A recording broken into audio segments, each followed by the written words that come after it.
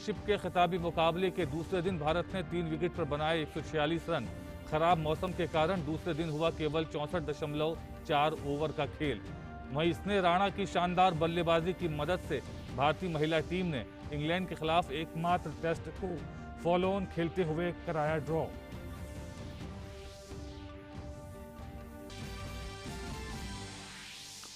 और euro cup के रोमांचक मुकाबले में जर्मनी ने गत विजेता पुर्तगाल को 4-2 से हराकर नॉकआउट दौर में पहुंचने की उम्मीदों को रखा बरकरार।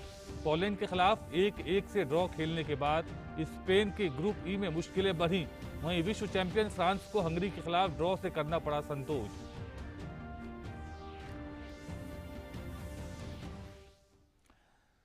नमस्कार, समाचारों में आपका स्वागत है। मैं हूं नदीम अंसारी और अब खबरें विस्तार से। देश में कोरोना वायरस के दैनिक मामलों में लगातार गिरावट दर्ज की जा रही है। स्वास्थ्य और परिवार कल्याण मंत्रालय के मुताबिक देश भर में पिछले 24 घंटों में 58,419 नए मामले दर्ज किए गए। वहीं पिछले 24 घंटों में 87,619 मरीज उपचार करवाकर स्वस्थ हो चुके हैं, जिसके बाद देश में रिकवरी रेट बढ़कर 96.27% हो गया है। सक्रिय मामलों की संख्या गिरकर कुल संख्या 7,29,243 है। बीते 24 घंटों में देश भर में कोरोना से 1,576 लोगों की मौत हुई है। साप्ताहिक पॉजिटिविटी रेट वर्तमान में 3.43% है और दैनिक पॉजिटिविटी रेट 3.22% पर है, जो लगातार 13 दिन से 5% से कम बना हुआ है। लगातार 38वें दिन स्वस्थ होने की दैनिक संख्या नए संक्रमित हुए मामलों से कहीं ज्यादा है।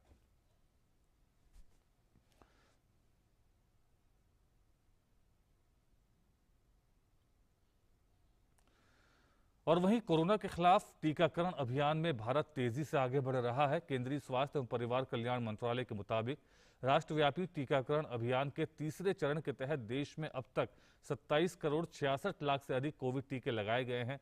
वहीं 18 से 44 आयु वर्ग के 20,49,000 से अधिक लाभार्थियों ने शनिवार को कोविड-19 वैक्सीन की पहली खुराक ली। भारत कोविड-19 के खिलाफ लड़ाई को मजबूत करने के लिए दुनिया का सबसे बड़ा टीकाकरण अभियान चला रहा है। टीकाकरण अभियान के 155वें दिन 38 लाख से अधिक कोविड टीके लगाए गए।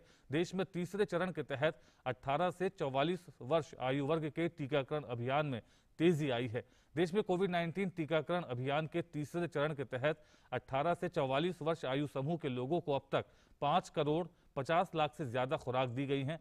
स्वास्थ्य मंत्रालय का कहना है कि जांच, पहचान, इलाज और कोविड के अनुरूप बर्ताव के साथ साथ टीकाकरण भी इस महामारी के प्रकोप को रोकने और इससे संबंधित व्यवस्था के लिए सरकार की व्यापक रणनीति का अभिन्न अंग है। देश में कोरोना की जांच क्षमता में काफी वृद्धि हुई है। भारतीय चिकित्सा अनुसंधान परिषद ने बताया कि देश भर में 19 जून तक कुल 39 करोड़ 10 लाख 19,083 नमूनों का परीक्षण किया गया, जिनमें 19 जून को 18,11,446 नमूनों की जांच शामिल है। तेलंगाना में कोविड-19 प्रतिबंधों को आज से पूरी तरह से हटा दिया गया है। मुख्यमंत्री के चंद्रशेखर राव की अध्यक्षता में हुई राज्य कैबिनेट की बैठक में प्रतिबंधों को पूरी तरह से हटाने और 1 जुलाई से शैक्षणिक संस्थानों को ऑफलाइन कक्षाओं के लिए खोलने का फैसला किया गया। ये फैसला राज्य में कोविड-19 के नए मामलों की संख्या में उल्लेखनीय गिरावट आने और संक्रमण की दर में कमी आने के मद्देनजर लिया गया। राज्य मंत्रिमंडल ने सभी विभागों के अधिकारियों को लॉकडाउन के दौरान लगे सभी प्रतिबंधों को हटाने का भी निर्देश दिया है। कर्नाटक के 16 जिलों में सोमवार से लॉकडाउन की पाबंदियों में और ढील देने की घोषणा की गई है। यह ढील उन जिलों में मिलेगी जहां संक्रमण दर 5% से कम है। अन्य 14 जिलों में लॉकडाउन पाबंदियां पहले की भांति जारी रहेंगी। इन जिलों में संक्रमण दर 5% से अधिक है। छूट प्राप्त 16 जिलों में सार्वजनिक बसें और मेट्रो रेल 50% क्षमता के साथ चलेंगी। दुकानें शाम 5 बजे तक खुलेंगी और होटल 50% क्षमता के साथ खुल सकेंगे। हालांकि तरणताल, सिनेमा हॉल, पूजा स्थल और शॉपिंग मॉल बंद रहेंगे। मुख्यमंत्री ने कहा कि सभी जिलों में रात्रि और साप्ताहिक कर्फ्यू जारी रहेगा। गोवा सरकार ने कोविड की वजह से राज्य भर में जारी कर्फ्यू को 28 जून तक बढ़ाने का फैसला किया है। शनिवार को सीएम प्रमोद सावंत ने ट्वीट कर इसकी जानकारी दी। सिनेमा हॉल, थिएटर, मल्टीप्लेक्स, मनोरंजन क्षेत्र को छोड़कर मॉल में दुकानों को सुबह 7 से दोपहर 3 बजे के बीच खोलने की अनुमति दी गई है। मछली बाजार भी खुला रहेगा। गोवा सरकार 30 जुलाई तक 18 साल से ऊपर के सभी लोगों को कोविड टीके की पहली खुराक देने की योजना बना रही है। कोरोना संक्रमण की चेन को तोड़ने के लिए झारखंड में वीकेंड लॉकडाउन जारी है। राजधानी रांची समेत पूरे राज्य में आवश्यक गतिविधियों को छोड़कर सभी दुकान, प्रतिष्ठान बंद हैं। कोई वीकेंड लॉकडाउन का उल्लंघन नहीं कर सके, इसके लिए जगह जगह पर पुलिस बल की तैनाती की गई है। राज्य सरकार ने लोगों से अपील की है कि वो बिना वजह घरों से बाहर ना निकलें, अन्यथा उनके खिलाफ विधि सम्मत कार्रवाई की जाएगी। ये संपूर्ण लॉकडाउन शनिवार शाम 4 बजे से ही शुरू हो चुका है और सोमवार सवेरे 6 बजे तक जारी रहेगा। तमिलनाडु के दक्षिण पूर्व में स्थित सूखे से प्रभावित रहने वाले क्षेत्र रामनाथपुरम जिले के नरिपियूर गांव को अब हर दिन समुद्र के पानी से उत्पादित 20,000 लीटर साफ पीने का पानी मिल सकेगा। इसके लिए समुद्री जल का सौर तापीय फॉरवर्ड ऑस्मोसिस FO प्रणाली के जरिए अलवनीकरण यानी डीसैलिनाइजेशन का उपयोग किया जा रहा है। ये प्रणाली अब इस क्षेत्र में जगह जगह पर लगा दी गई है। गांव में 10,000 लोगों के लिए प्रति व्यक्ति प्रतिदिन 2 लीटर अच्छी गुणवत्ता वाले पेयजल की आपूर्ति होगी, जिससे गांव में पीने के पानी की बड़ी कमी को सफलतापूर्वक दूर किया जा सकेगा। IIT मद्रास ने एम्पीरियल KGDS अक्षय ऊर्जा के सहयोग से इस प्रणाली को सफलतापूर्वक स्थापित और प्रदर्शित किया है। विज्ञान और प्रौद्योगिकी विभाग DST की यह पहल पेयजल की कमी को दूर करने के लिए देश के विभिन्न तटीय ग्रामीण क्षेत्रों में उभरती हुई प्रौद्योगिकी को बढ़ाने का मार्ग प्रशस्त कर सकती है। बीजेपी के किसान मोर्चा के राष्ट्रीय पदाधिकारियों की दिल्ली में 22 जून को अहम बैठक होने जा रही है। बीजेपी के राष्ट्रीय अध्यक्ष के संबोधन से इस बैठक की शुरुआत होगी। ये बैठक ऐसे समय होने जा रही है जब किसानों से जुड़े मुद्दे चर्चा में हैं। DAP खाद पर सब्सिडी बढ़ाने, खरीफ की मुख्य फसलों पर अधिक MSP घोषित करने के साथ ही कई अहम फैसले किसानों के कल्याण से जुड़े मोदी सरकार ने उठाए हैं। गेहूं की सरकारी खरीद ने भी नया रिकॉर्ड बनाया है।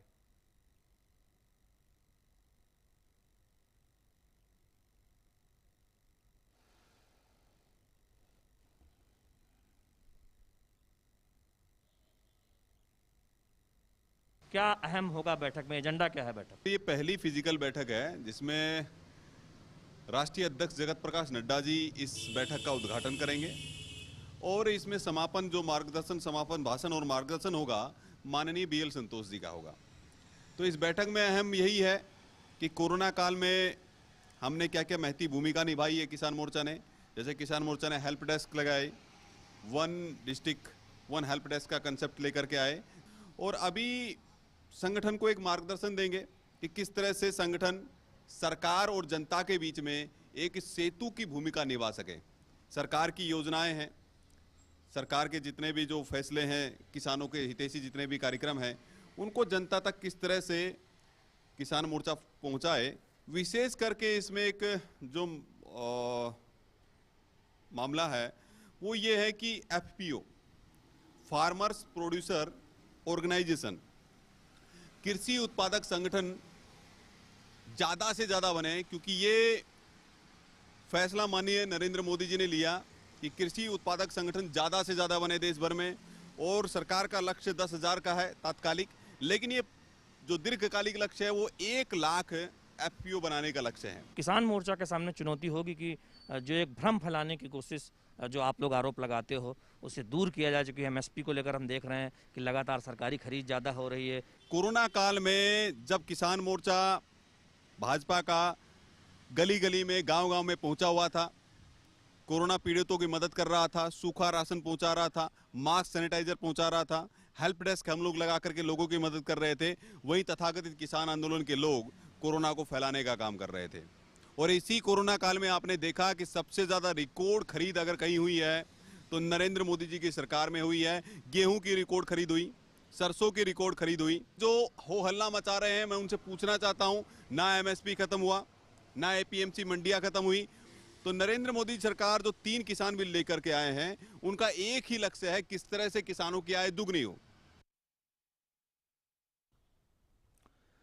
ब्राजील में कोरोना महामारी से मरने वालों का आंकड़ा 5 लाख के पार हो गया है। ब्राजील के राष्ट्रपति जायर बोल्सोनारो के खिलाफ देश भर में कोविड-19 संकट के प्रबंधन को लेकर विरोध प्रदर्शन हो रहे हैं। शनिवार को भी रियो डी जेनेरो में हजारों लोग कोविड-19 प्रबंधन को लेकर राष्ट्रपति बोल्सोनारो और सरकार के रुख के खिलाफ सड़कों पर उतर आए। प्रदर्शनकारियों ने राष्ट्रपति बोल्सोनारो पर कोविड के खिलाफ टीकाकरण में लापरवाही और मास्क पहनने की जरूरत पर सवाल उठाने को लेकर आरोप लगाए। ब्राजील में अब तक 1,78,83,000 से ज्यादा मामले सामने आ चुके हैं। वहीं कोरोना से हुई मौतों के आंकड़ों में अमेरिका के बाद दूसरा देश ब्राजील बन गया है। ईरान परमाणु समझौते की फिर से बहाली पर बातचीत करने वाले पक्ष आज वियना में एक औपचारिक बैठक करेंगे। चीन, फ्रांस, जर्मनी, रूस, यूनाइटेड किंगडम और ईरान के प्रतिनिधि वार्ता में भाग लेंगे। यूरोपीय संघ के एक बयान के अनुसार प्रतिभागी परमाणु समझौते के लिए अमेरिका की संभावित वापसी और इसके पूर्ण और प्रभावी कार्यान्वयन को सुनिश्चित करने के तरीकों पर चर्चा करेंगे। अप्रैल के बाद से वियना JCPOA संयुक्त आयोग के सत्रों और विभिन्न स्वरूपों में अनौपचारिक बैठकों की मेजबानी कर रहा है, जिसका उद्देश्य 2015 के परमाणु समझौते को टूटने से बचाना है। ईरान के राष्ट्रपति चुनाव में इब्राहिम रईसी ने जीत हासिल कर ली है। बड़ी संख्या में रईसी के समर्थकों ने तेहरान के इमाम हुसैन स्क्वायर पर उनकी जीत का जश्न मनाया। मानवाधिकारों के हनन के आरोप में अमेरिका ने इब्राहिम रईसी पर प्रतिबंध भी लगाए हुए हैं। राष्ट्रपति चुनाव में सभी 28.9 मिलियन मतपत्रों की गिनती के बाद रईसी को 17.9 मिलियन मतों के साथ जीत हासिल हुई है। राष्ट्रपति पद की रेस में कुल 4 उम्मीदवार थे। माना जा रहा है कि राष्ट्रपति पद के चुनाव में ईरान के इतिहास में इस बार सबसे कम मतदान हुआ है। इब्राहिम रईसी अगस्त के शुरुआत में राष्ट्रपति पद की शपथ लेंगे। रईसी ने अपनी जीत के बाद कहा कि वो सभी ईरानियों के राष्ट्रपति होंगे, उनके भी जिन्होंने उनके समर्थन में मतदान नहीं किया।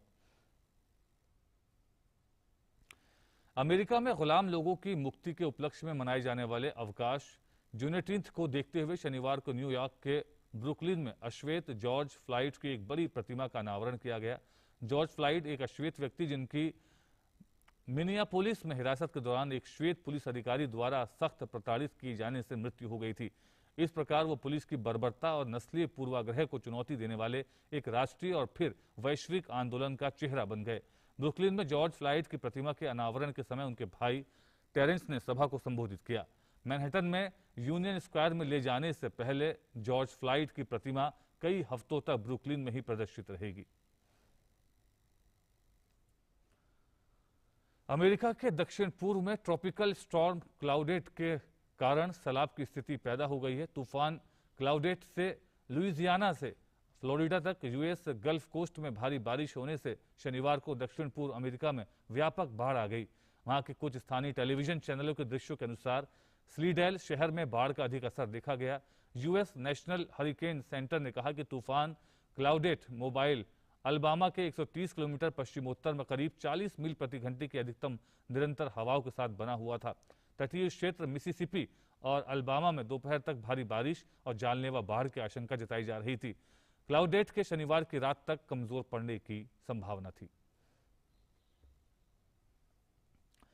दुनिया भर में कोरोना संक्रमण के मामले 17,89,00,000 से ज्यादा हो गए हैं। इस संक्रमण से अब तक 38,74,000 से ज्यादा लोगों की मौत हो चुकी है।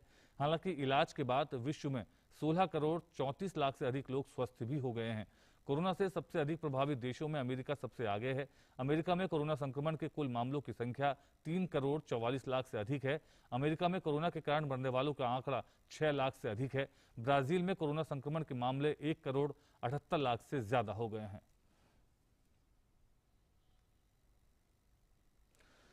और खेल की खबरों में भारत और न्यूजीलैंड के बीच वर्ल्ड टेस्ट चैंपियनशिप के फाइनल के दूसरे दिन का खेल खराब रोशनी के कारण समय से पहले खत्म करना पड़ा। खेल खत्म होने के समय भारत ने 3 विकेट के नुकसान पर 146 रन बना लिए थे। विराट कोहली और अजिंक्य रहाणे नाबाद लौटे। इससे पहले इस खिताबी मुकाबले में न्यूजीलैंड ने टॉस जीतकर गेंदबाजी करने का निर्णय लिया। रोहित शर्मा और शुभमन गिल ने भारत को अच्छी शुरुआत देते हुए पहले विकेट के लिए अर्धशतकीय साझेदारी निभाई। रोहित और गिल ने पहले विकेट के लिए 62 रन जोड़े। काइल जेमिसन ने रोहित शर्मा को 34 रन पर आउट करके इस साझेदारी को तोड़ा। शुभमन गिल भी जल्द ही 28 रन बनाकर पवेलियन लौट गए। पुजारा भी कुछ खास नहीं कर पाए और केवल 8 रन बनाकर बोल्ट की गेंद पर आउट हो गए। कप्तान कोहली ने रहाणे के साथ मिलकर पारी को संभालने की कोशिश की। दिन का खेल खत्म होने के समय कोहली 44 और रहाणे 29 रन बनाकर नाबाद रहे। इस महामुकाबले का पहला दिन बारिश के कारण पूरी तरह धुल गया था। वहीं दूसरे दिन भी केवल 64.4 ओवर का ही खेल हो पाया। 7वां अंतर्राष्ट्रीय योग दिवस कोविड महामारी के बीच पूरे विश्व भर में जोर शोर से मनाया जा रहा है। विदेशों में स्थित भारतीय दूतावासों में भी योग दिवस मनाया जा रहा है। बीजिंग स्थित भारतीय दूतावास में भी आज योग दिवस मनाया गया। पेश है डीडी न्यूज की ये रिपोर्ट। चीन की राजधानी बीजिंग में स्थित भारतीय दूतावास में आज 7वां अंतर्राष्ट्रीय योग दिवस बड़े उत्साह के साथ मनाया गया। कई चीनी योग साधक और राजनयिकों सहित 500 से अधिक लोग कार्यक्रम में भाग लेने के लिए इंडिया हाउस में एकत्रित हुए। सामान्य योग प्रोटोकॉल और उन्नत योग प्रदर्शन सहित योग सत्र का नेतृत्व चीन के पहले भारतीय योग गुरुओं में से एक मोहन भंडारी ने किया। कई अन्य भारतीय योग गुरु हेमंत कुमार, सोहन सिंह, एनके सिंह और आशीष बहुगुणा ने भी इस कार्यक्रम में भाग लिया। भारत के राजदूत विक्रम मिस्री ने इस अवसर पर प्रत्येक व्यक्ति के समग्र स्वास्थ्य के लिए विशेष रूप से कोविड-19 महामारी के दौरान योग अभ्यास के महत्व पर जोर दिया। While there is a global effort underway to develop vaccines and treatments, not only for COVID-19 but for many other afflictions as well, we should not lose sight of the fact that yoga offers us a physical as well as a spiritual path to wellness.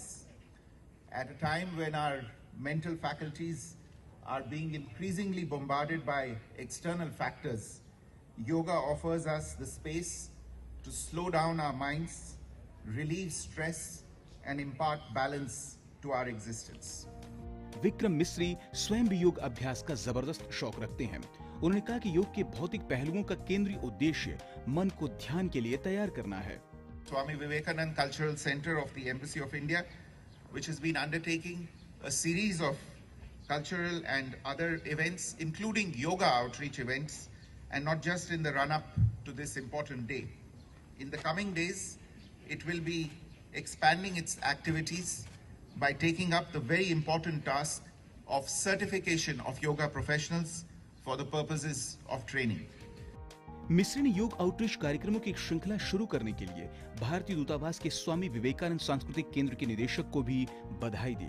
उन्होंने घोषणा की कि आने वाले दिनों में यह प्रशिक्षण के प्रयोजनों के लिए योग पेशेवरों के प्रमाणीकरण के महत्वपूर्ण कार्य को लेकर अपनी गतिविधियों का विस्तार करेगा।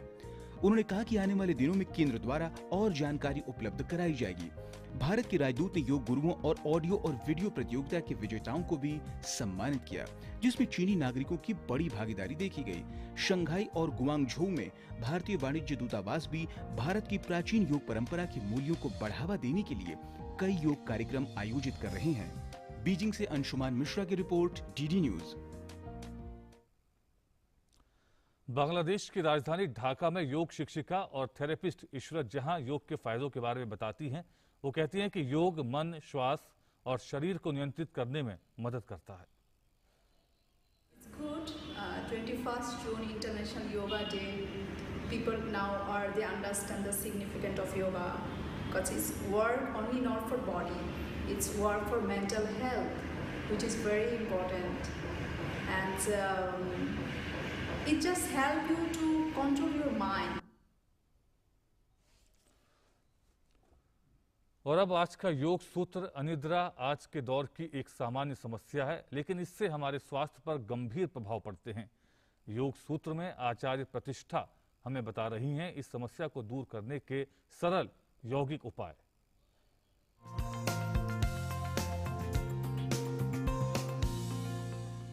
अनिद्रा की स्थिति यदि है तो ऐसे में योग हमारे लिए बहुत बहुत सहायक हो सकता है। अगर आपको भी लगता है कि आपको नींद नहीं आ रही है ढंग से, और ख़ास तौर पे जब हम वर्क फ्रॉम होम कर रहे हैं, लॉकडाउन में हैं, तो हमारा सोने जगने का समय कोई निर्धारित नहीं रह गया, हम बिस्तर पे पड़े रहते हैं पर सो नहीं पाते, तो ऐसे में आपको रात्रि में सोने से पहले ये करना है जो हम आपको आज सिखा रहे हैं। यानी पहली चीज़, अपने सोने का समय निर्धारित कीजिए।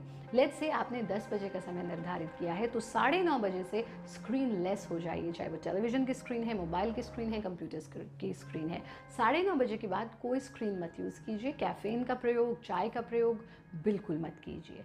9:30 बजे ये सब बंद करने के बाद आप 10 बजे जब सोएंगे तो सोने से पहले 13 बार प्रणव उच्चारण यानी चैंटिंग ऑफ ओम करेंगे और उसके बाद कमर के बल लेट करके करेंगे भ्रामरी प्राणायाम। यूं तो लेट करके प्राणायाम का प्रावधान नहीं है, लेकिन सिर्फ इस इंसोम्निया की प्रॉब्लम में ये प्राणायाम लेट करके ही करते हैं। तो इस स्थिति में लेटना और अपने कानों को बंद कर लेना, ये बिस्तर पर लेट करके ही आप करेंगे, because it should be the last impression on your brain.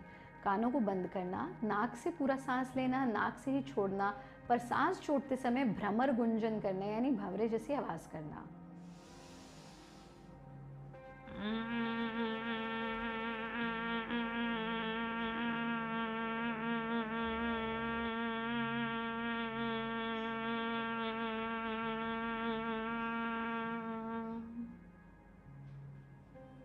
कानों को खोल लेना, हाथों को वापस ले आना। इसको आप कम से कम 13 बार करेंगे, 13 टाइम्स, और फिर यहीं पर सो जाएंगे। ये ध्यान रहे कि जैसा कि हमने कहा that this should be the last impression on your brain. इसके बाद वैसे तो आपको नींद आ ही जाएगी, पर अगर ना आए तो कोई भी एक मंत्र ले लीजिए, गायत्री मंत्र ले लीजिए, या जिस भी धर्म, जिस भी संस्कृति, जिस भी परंपरा से आप हैं उसका कोई मंत्र ले लीजिए और मानसिक रूप से उसका जाप करते रहिए। जाप बहुत सुगम तरीका है ध्यान का। अगर आप ऐसा करेंगे आपको बेहतर तरीके से नींद आएगी, आप स्वस्थ रहेंगे। और नियमित रूप से योगाभ्यास ज़रूर करें यदि आप स्वस्थ रहना चाहते हैं।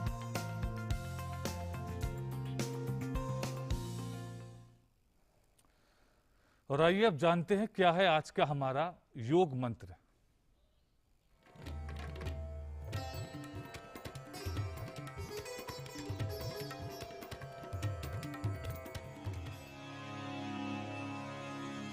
हे अर्जुन, जिसको संन्यास कहते हैं उसी को तू योग जान, क्योंकि संकल्पों का त्याग ना करने वाला कोई भी पुरुष योगी नहीं होता।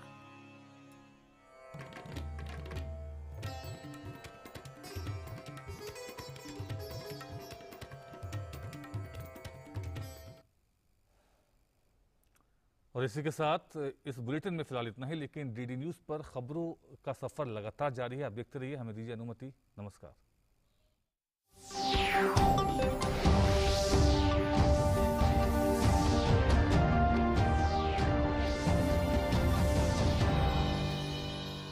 कोरोना से बचाव के उपाय। आपस में कम से कम 1 मीटर की दूरी रखें। हाथों को बार बार साबुन और पानी से धोएं।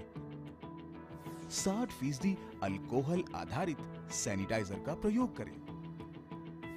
मास्क से चेहरे को ढक कर रखें। छींकते या खांसते समय नाक और मुंह को रुमाल या टिश्यू से ढकें। प्रयोग किए गए टिश्यू को तुरंत कूड़ेदान में डालें। सामाजिक आयोजनों और भीड़-भाड़ वाली जगहों से दूर रहें।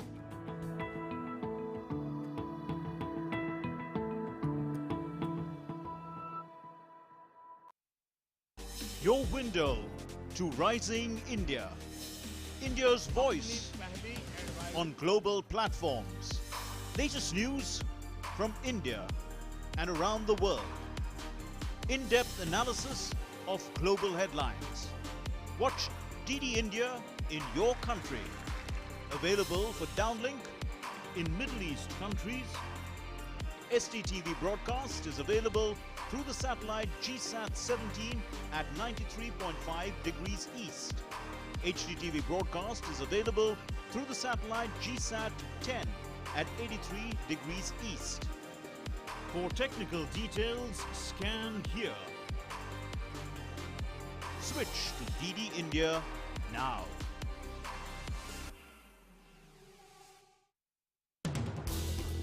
हर दिन हर पल बनती खबरें, बदलती दुनिया, हम लेकर आते हैं आपके लिए बड़ी खबरें, संपूर्ण कवरेज, ताकि आप रहें खबरों के बीच हमारे साथ। मिड डे प्राइम हिंदी सोमवार से शुक्रवार दोपहर 1 बजे सिर्फ डीडी न्यूज पर।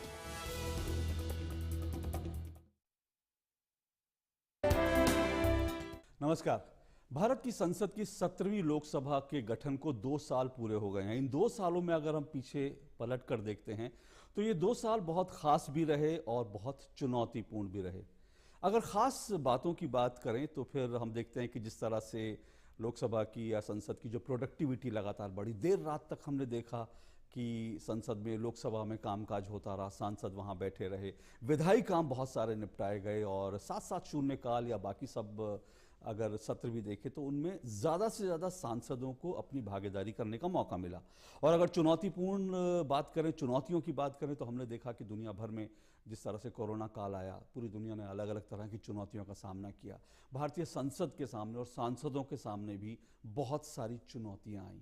इन सब पर चर्चा करने के लिए, इन सब पर बातचीत करने के लिए आज हमारे साथ लोकसभा के अध्यक्ष श्री ओम बिरला जी जुड़ रहे हैं। ओम बिरला जी, बहुत बहुत शुक्रिया डीडी न्यूज़ से बात करने के लिए। नमस्कार सर। सर, सबसे पहले अगर शुरुआत करते हैं, आप भारत की जो दुनिया का जो सबसे बड़ा लोकतंत्र है, उसकी जो लोकसभा है, उसका 2 साल का कार्यकाल आप कैसे पलट कर देखते हैं? आपके लिए भी एक नया अनुभव था और साथ साथ हमने देखा कि बहुत कुछ खास हुआ, बहुत चुनौतीपूर्ण भी। सभी मान्य सदस्यों की सक्रिय भागीदारी से संसद का ये सत्र उपलब्धिपूर्ण भी रहा, ऐतिहासिक भी रहा। विधायी कार्य में हो तो अधिकतम मान्य सदस्यों ने कानून बनाने में सक्रिय भागीदारी निभाई, अपनी क्षेत्र की जनता की आकांक्षाओं को, अपेक्षाओं को सदन के माध्यम से सरकार तक पहुंचाने का काम किया ताकि उनकी समस्याओं का समाधान हो सके। और देश के विभिन्न मुद्दों पर, जो वर्तमान में उन मुद्दों पर चर्चा करने की आवश्यकता थी, उन मुद्दों पर भी सार्थक चर्चा हुई, स्वस्थ चर्चा हुई, संवाद हुआ। हमारे लोकतंत्र में स्वस्थ चर्चा की परंपरा रही है। मैंने भी इसकी कोशिश की कि एक अच्छी स्वस्थ चर्चा की परंपराओं को बढ़ाया जाए, अधिकतम अवसर मान्य सदस्यों को मिले, अधिकतम समय मिले